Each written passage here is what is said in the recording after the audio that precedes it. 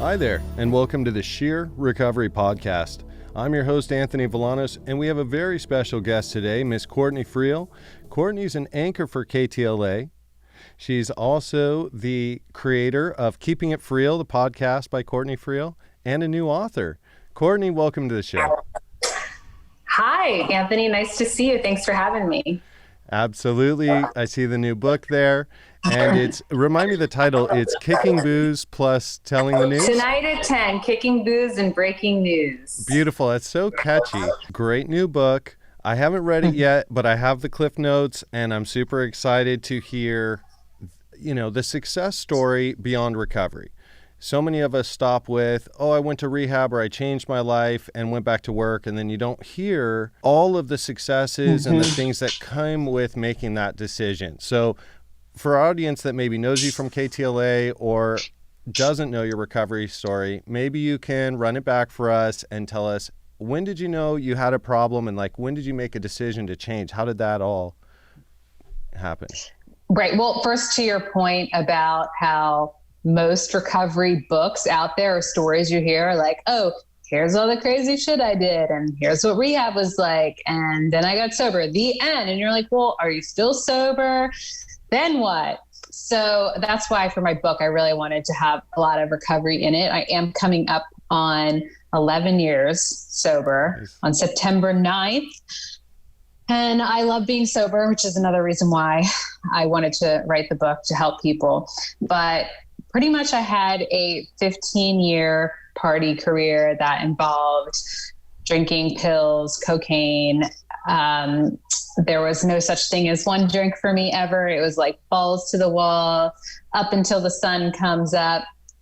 And ultimately, it just ended up getting unmanageable for me. I was about to turn 30. I was working at Fox News Channel on air at the time. And I was afraid that I was either going to die and not wake up like Heath Ledger and DJ AM had just done, or I was going to get caught buying blow from some shady drug dealer, and then I would lose my job. So I kind of knew that it was going to be wrapping up, but then I ended up with 7 people surrounding my bed in an impromptu intervention. And thankfully they did that, because I said yes to going to rehab. I knew in that moment that I deserved more for my life, and I had more to give to this world, and also that it would be the best thing for me. So thank God I, was capable in my hangover to have those feelings. And then I went to rehab, and I just kept getting time, and then I started really enjoying it, and here I am today. But moments still come up, of course, where I'm upset about something, or I obviously know I'm not going to drink, but I can think now's the time, when I just want to escape my feelings. It's an easy out, drugs and alcohol, they do great at numbing pain and emotion and kind of putting a blanket over our problems, but it really doesn't solve any of those issues. And I don't want to interrupt your story too much because it's a great one, but I do kind of want to stop point by point, because you kind of gloss over some things that I think our listeners are very interested in. For example, we get a lot of feedback because we get a lot of calls and a lot of questions. And you would be one of the people I say is a smart caller, which means when you call in, you're like, you know what? I have an inclination, I have an understanding that my life is not on the right track. I want to make the right decision. I know I'm going, your 7-person friend intervention, it doesn't sound like they had to twist your arm too hard. You knew the right decision. You needed some love and compassion, someone to say, hey, Courtney, we care about you too. Let's do something different. Let's get some help. And before you lost your job, before you burned all the bridges, you made that decision. And so you're able to salvage your life before you really lost it all. It's not like you called and said, I just lost my job, I better do something about it, right? No, my bottom is definitely high. However, it's like being on a train. You can get on and get off at any point, and you're still going to crash into the wall. So I could still be like, well, fuck this sober thing, and then have a even worse bottom, but I don't want to do that. So I can't feel bad because my bottom wasn't as low as everybody else. But trust me, when I was in rehab, I was comparing stories, and there were people who weren't even as bad as me that were there. So, right. No, any time to make a change is a good time. No matter how bottom your bottom is, it still takes that individual effort, and you can get help and you can have support, but you really did the work. And something else that I think is really commendable, something we should all look at is, you and your profession, you're in the limelight. So it's very easy when you've been a full-time employee for a year or longer, you have medical leave, right? You're protected by federal law. You can go treat the disease, whether it's cancer, addiction recovery. If a woman gets pregnant, she can go have the baby, return to work. Your job is protected, right? Mm-hmm. So we tell callers all the time, listen, like, you can't lose your job. If you were to be fired from Fox News for seeking help for recovery, That's going to look bad. It's going to look bad for them. And you're going to be protected by law. You would never work again for being discriminated against. It's like, hey, I have a disease. I'm going to go seek medical help and take medical leave. And so that works in practice. But when you did that, and it sounds like from what I've heard of your story, Fox News was very supportive in you seeking help, knowing they're probably going to get a better employee back, right? Yeah, they were very happy that I was proactive about it because they didn't want a scandal. And it's interesting because they didn't even make me take disability or my vacation days or sick days or anything. Like, I just took 6 weeks off, and that would not be the case at my current job. So I'm lucky that all happened. And I'm lucky that I had good health insurance. Where I went, it was $25,000 and insurance paid 17 of it. So I look at that $8,000 that I had to pay out of savings as like the best investment in myself. It's the best thing I ever did for myself. For and sure. Having some buy-in like that, when you're paying for your own therapy session, everything, it really makes you pay attention a little bit more. Mm-hmm. But in practice, even though you say the words, listen, your employer's going to be proud of you when you return, you're going to have your job there, it's still a reintegration, and there's a little bit of a stigma. And you had an extra hurdle where it's not just me and my employer. You've got millions of people watching you that they may wonder, well, where did Courtney go? Where's the right? anchor? And there were blogs about that. Right, but you weren't deterred. I didn't come out about it. Nobody, like, people in my life knew, but because everyone's just concerned about themselves. No one's really paying that much attention to everyone's story. So close people knew, and then obviously my employers. But I was very open in my life about talking about being sober, but I didn't come out publicly on my social media to my viewers until I had 6 years. And then that's kind of where the book all started, because I realized there were so many people who had questions and would send me instant messages like, how did you do it? What are your tips? And I thought, wow, it'd be really nice to just have like one place to send everyone. Like, okay, all my answers are in my book. Because I want to help people, but like, I can't answer on a tweet. Like, I get, what was the thing that, made you realize you had an issue? Or it's like, I can't respond in 140 characters, but if you are interested and want tips, then it's all in here. And this was not like for money or fame. Like, that was to help people. That's why I wrote it. Education is so important. And there's so many of us that need to hear that after story, because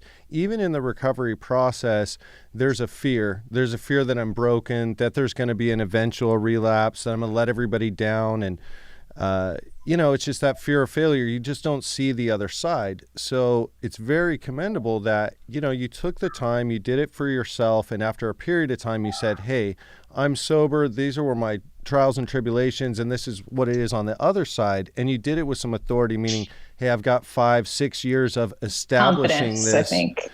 Confidence. And yeah, you got to find that so many of us lead a double life where we're an addict and then we show up and we're at work and we're just a different person. And so you had those two things come together, your sober self and your confidence and living in your own skin. And that's just an adjustment that so many in recovery, it's almost like another chapter, right? Beyond just pulling the drugs away, and then you're left with the real you, and you've got to deal with that as well. Yeah, that's chapter 4 of my book. Chapter 4, nice. So segment by segment, you go through different topics in your book. That's how it works, right?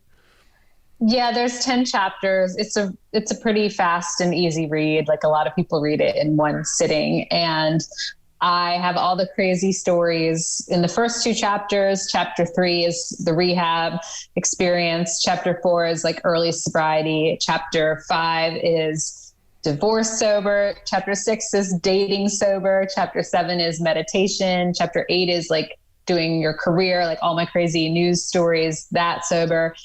Chapter 9 is chronic pain sober. And then chapter 10 is how to have fun sober. Awesome.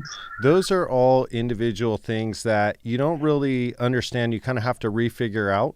And especially the having fun part. Like in recovery, in our program, we have like a lot of ancillary services. You'll go to the beach, you'll go to the movies, and a lot of, especially you get this from family members. Maybe there's a troubled youngster and I'm sending my son or daughter to California or to this or that center to get sober, and they want structure and everything. You say, okay, well, we're going to take the boat out on Saturdays. And they're like, well, hey, I'm not sending my loved one to a camp. Why are they going on a boat? And it's such an important part just to be able to laugh out loud, like right? Camp. Rehab is like camp. Did you go? I had the tough approach. I mean, myself, my story's a little different where I just consistently made poor decisions with, I'd say, substance abuse. Rather than being a daily drinker or whatnot, it was more binge use. So if you only have a drink once a year and every time you get a drink, you get in an accident or you get a DUI, that's a problem. Right. You're an alcoholic. Look, I think people need to forgive themselves for having their brains have the synapses off. Like for whatever reason, we are not normies. We cannot just have one. We want to just keep going or we turn into an asshole or XYZ happens once liquid hits our lips. And then there's, of course, the issue of like, if you can't deal with life on life's terms and you have to like be fucked up or zoned out all the time. Like, obviously that's another layer of it, but yeah, we are not normies, but so what? Like, it's okay. Forgive yourself for that. Like we're actually lucky because if you do get sober, then you get to go on and have this amazing life and be present for everything. So I look at it as I'm grateful to be in recovery. And I mean, everything has happened in my life as is. And I'm grateful that my story, I did have those 15 years of drinking because now I can compare it to like this new life that I have. Absolutely. And you know how close that life is. At any time, it could be right back full center. And I feel like with new content and everyone's got videos of themselves, you can really get a perspective. And it takes time, 5 years, 10 years, and you look back and it's like, gosh, why it wasn't that I was even drinking, but why did I have to have a drink every single day or use to an everywhere? Excess? Yes. And one of my favorite questions I ask when callers call in is, when was the last time you had 30 days sober without smoking pot, without having a drink, just 30 days?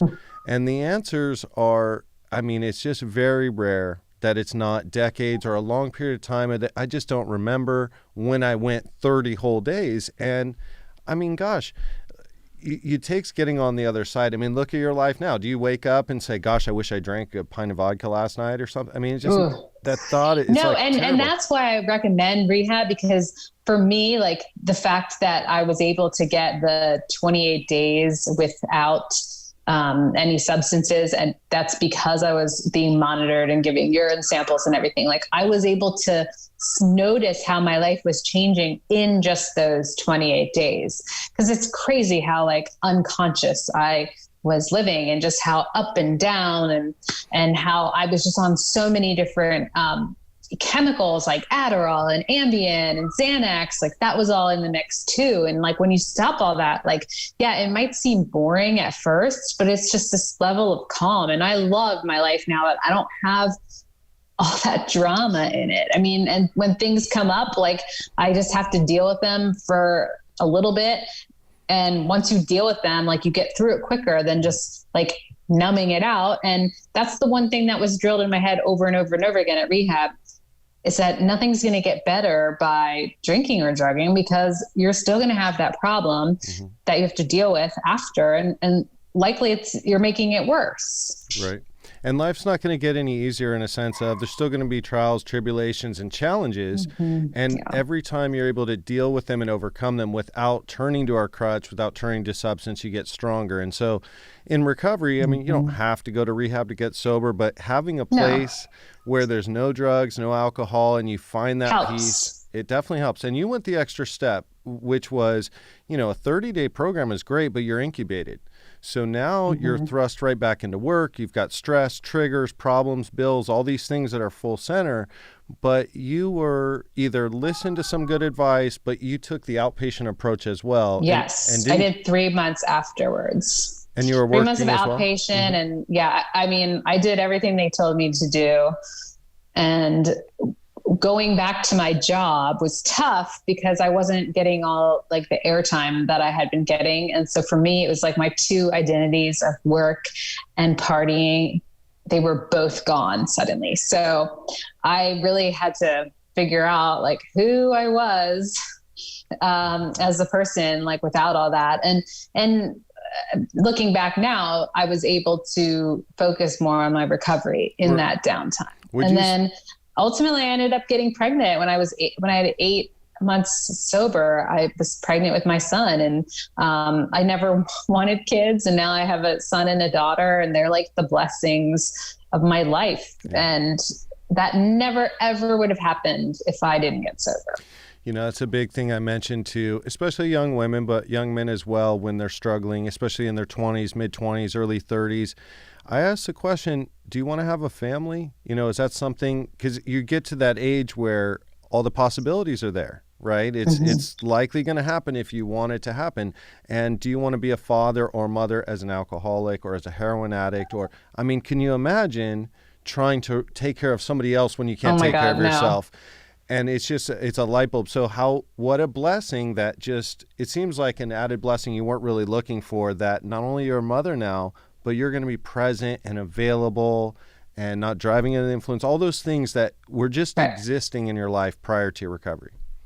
Yeah, I definitely remember saying to my husband at the time, like, wow, well, this life is very conducive for child raising, because I was in that, like, my life is boring. I'm not going out partying. I mean, look, now I can go out. Well, now we can't do anything because COVID, but I can go into any situation and be fine. Am I going to be there all day? No, but I can, go hang for 1 to 3 hours or whatever, depending on where it is, and still have a good time and show up for whoever's party it is. And then it's so freeing being sober. It's like you can do whatever you want. You can drive home.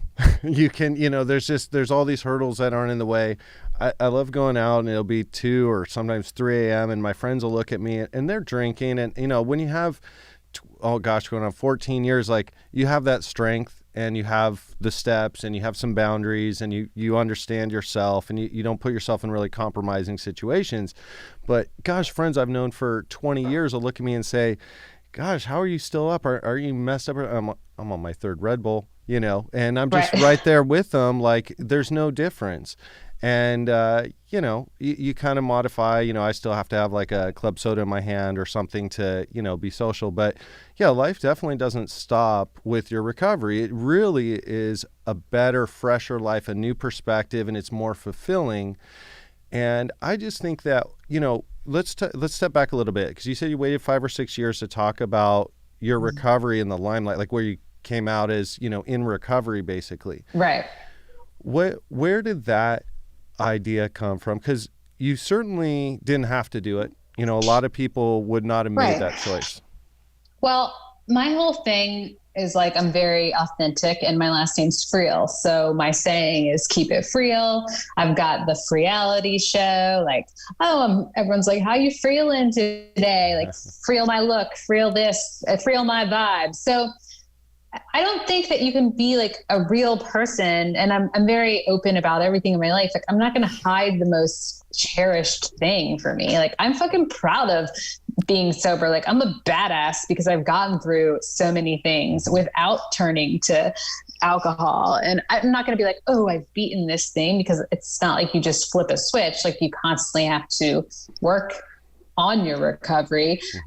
But, and I also think that you control the message in your life. Like if you're going to spin it in a bad way, like, oh, I'm sober and I hate it. I have no fun. Like I wish I didn't have to be like that, or it sucks really, but or so-and-so forced me to do it, or I was going to like lose my job if I didn't. Like I'm showing that you can have fun and have, that's why I threw this charity event where it was called Sexy Sober Sunday to raise money for an addiction nonprofit. And I was like, hey, we put up a red carpet. We had a DJ, we had, mocktails. We had people dress up in like cocktail attire at like a nice place. And we didn't serve any alcohol and people had a lot of fun. It's like, you don't have to be wasted at everything.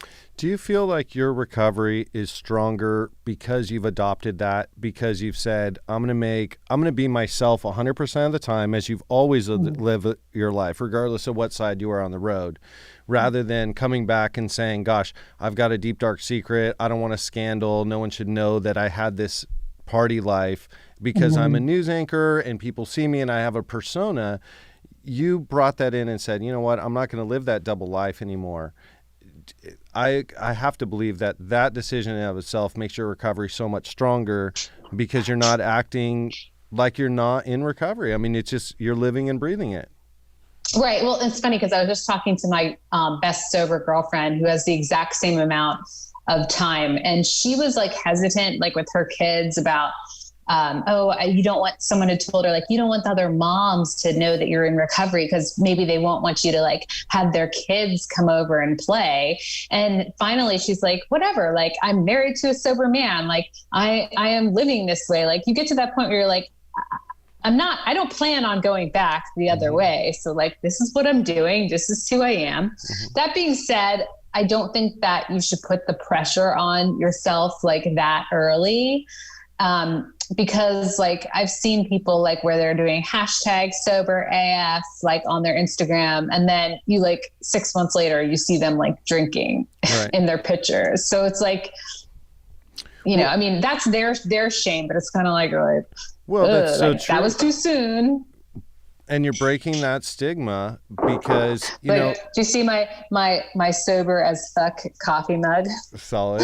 Our producers and everyone wants to know how it is that you ever started drinking. You're bright, successful, you have a good head on your shoulders. Like, what was the precipitous, the catalyst? Where did it start?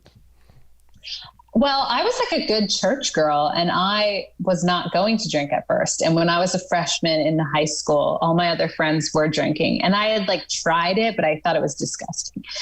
But then I was so bullied by older girls or even girls in my grade, and I was shy and I didn't like know how to stand up for myself, and I wanted to just turn the other cheek and success is the best revenge and all of that. And then I was out with like two older guys and they were drinking. I was like, okay, I'll try it, and had like a 6-pack of beer, to which I went home and threw up in the shower, of course. And then my mom found the puke towel and I got grounded. But after that, like I realized how it, one, numbed out all of the pain of not being liked and not fitting in. And then two, it brought me out of my shell. Like I became this like funny person that like people laughed at. I got this confidence that, I just felt way more comfortable in situations. And I think that a lot of people do that. That's why drinking started in like bars and stuff. Like people were kind of awkward with themselves and they just needed something to loosen up. But it's great now because like I'm totally like that outgoing person that alcohol helped make me become, like, but now without the alcohol. So well, I think for any of us, early on, you get a lot of the benefit and not much consequence. I mean, even it takes a lot to even make yourself puke at like 15, I mean, the body is pretty resilient. And, another thing to mention, you did the 28-day program. Just thinking back to that, how you were saying how quickly you felt like you got better. And I think that's very true of the human body. We heal so quickly. And if we just stop putting toxins in it, then instantly, I mean, color in your skin, weight on your body, you're just more energy, you're sleeping better. All these things start to get better, and you think you're all well and good, but that's really where the recovery starts, because you've got to find throw meditation into the mix too, and that like next level up another next. Yeah, it was like a next level, because I started meditating at like 5.5 years sober, and now it's like a daily thing for me, 20 minutes every day. And that's my number one tool to stay sober. Excellent. I can sense like if I miss it like 2-3 days, like I'm just a mess. Well, it's a great tool as well, because, an idle mind is a devil's playground. So if you are letting your thoughts run rampant, they're going to lead us to bad places. And if you can stop and quiet those thoughts and be centered and just be with yourself for a minute and remember what's important in life, I mean, that little bit of momentum carries you through days and sometimes weeks just by stopping, putting the noise out.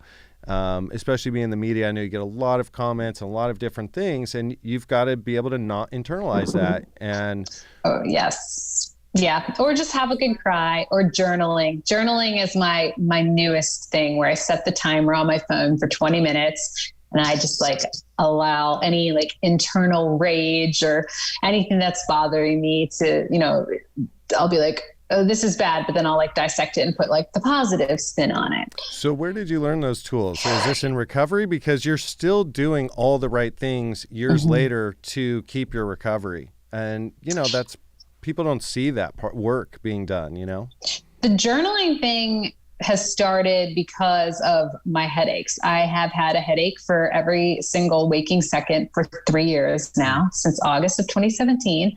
And it varies on the scale from like 1 to 10 in pain. And so after exhausting every possible like Western and Eastern medicine, I read this book by Dr. John Sarno about it's the mind-body prescription. And so it's like it's basically saying like your subconscious is like a 5-year-old child, and like your conscious isn't aware of what your subconscious is doing. So you can't like be mad at it, but you're in the writing, you're kind of talking to your subconscious and you're saying, look, I know you're mad about this. Even if your conscious isn't mad about it, you have to direct it to the subconscious so that it doesn't get all like angry while you sleep and come out in pain or grow cancer on you. So like, it's just another way of releasing. I think it's helpful for me because like I am so zen that like things really don't bother me that much. I've always been like, oh, I'm over things very, very quickly, but internally, like I still have a right to be upset about lots of things. That have happened in my life or whatever. Of course. Like, so you have to kind of talk to it and be like, even if you're like, I am enraged with the traffic, I'm enraged with the daily chores, like I am enraged with those things. Like that's all things that like your inner child can be mad about, or going back to like when my sister was born and she took all the attention from my mom. Like, of course I'm over that now, but like it's helpful to deal with it. Yeah. Carrying that with you is a negative headspace, especially when you talk about fear or anger or these types of emotions that are very powerful that really serve us no good. So, Courtney, where can we find your book? I am so excited. I've got to read this. I want to hear the rest of the story. It's on Amazon and it's on Audible too. And like I said, it's, really, I'm very just like talking to you, like there's no big words. Like I'm listening to Michelle Obama's book and it's just like, there's like 3 huge words in each sentence. I'm like, come on, you don't have to impress me like that. Like just keep it real. So I keep it real with you. I like that a lot. And with Audible, it sounds like that you can download, probably just listen into your car and, get a under message. 3 hours. Nice. That is awesome. And your podcast, how do we find that? So that is on iTunes as well. It's Keeping It Real, Conversations on Recovery. There's 27 episodes, but we're, of course, with COVID, like the studio where I shoot it at is like on hold right now. So hopefully one day we'll get season 2 started up, but the 27 episodes are helpful. They're 20-minute conversations with celebrities about, or people who have like audiences. And it's helpful getting their stories. It really is. And thank you so much for sharing your story today, because really it's commendable to put yourself out there. You're a mentor to so many young female entrepreneurs who want to be journalists, and men, all of us who really just want to see how is it going back to the professional life in the limelight and wearing that recovery cape. I mean, so few do it, and we're really excited to have you here just to share that part of your story with others. Yeah, just own it. And I think it helps keep you accountable too. Like, do you know how many drug dreams I have where it's the same thing? I'm always like, oh my God, no, but I'm like a sober influencer. Like, this would be so bad. I mean, I suppose it could happen, but like, I would never be able to I don't preach, but I wouldn't be able to go out and talk about this if I was secretly using, like, no. So coming up on 11 years sober. Amen. So excited. 9/9 coming up. So everyone. It was so great to talk with you, Anthony. You too, Courtney. Really appreciate it. And hopefully have a chance to do it again. We're just going to watch from the TV like everyone else your successful career and wish you well, okay? Oh, thank you. Have a great day, guys. You too. Thanks, Courtney.